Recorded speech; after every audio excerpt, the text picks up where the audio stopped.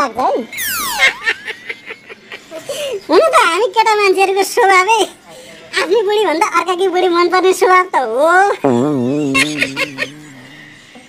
तर म फेरि पनि दोहोऱ्याएर भन्छु, मेरी बुढी भन्दा तेरी बुढी राम्री है।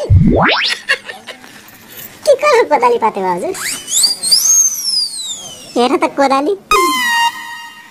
अब त मलाई कस्तो लाग्छ भने हेर्दिने, तैँले यो ट्र्याक्टर सेक्टर केही खोज्नै पर्दैन, सबै बाजाबारी भाउजूले पल्टाइहाल्नुहुन्छ नि।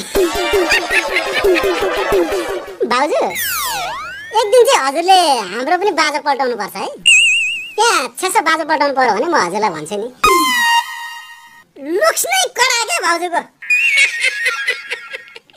भाउजूले खाने भनेको लुक्सले हो।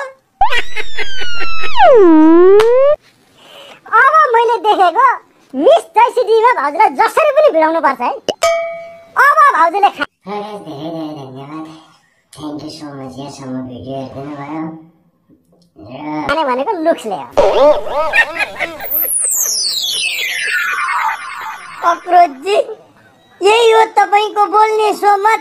म यहाँ रोको देख्नुहुन्न तपाईँ?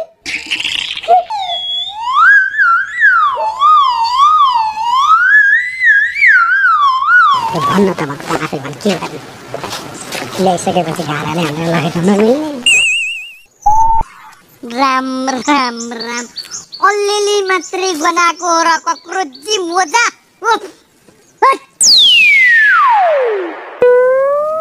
सास पनि गनाउने मोजा पनि गनाउने, यसको नगनाउने त केही पनि रहेनछ कक्रोजी।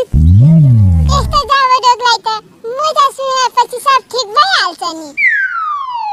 Thank you so much guys यहाँसम्म भिडियो हेरिदिनु भयो। धेरै धेरै धन्यवाद। यो भिडियो कस्तो लागिरहेछ ठुलो रोग भन्न मिल्छ त? मलाई त म माया गरेर केयर गरेर ठिक पारिहाल्छु नि। ए कोदाली नबोल त, बोल्दै नबोल है, सास गनाउँछ यसको, पार लाग्दै।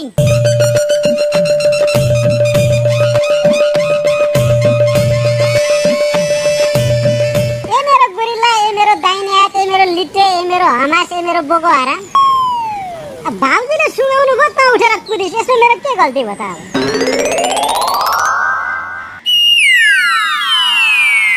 अब भाउजू तर तपाईले खाने भनेको लुक्सले हो है।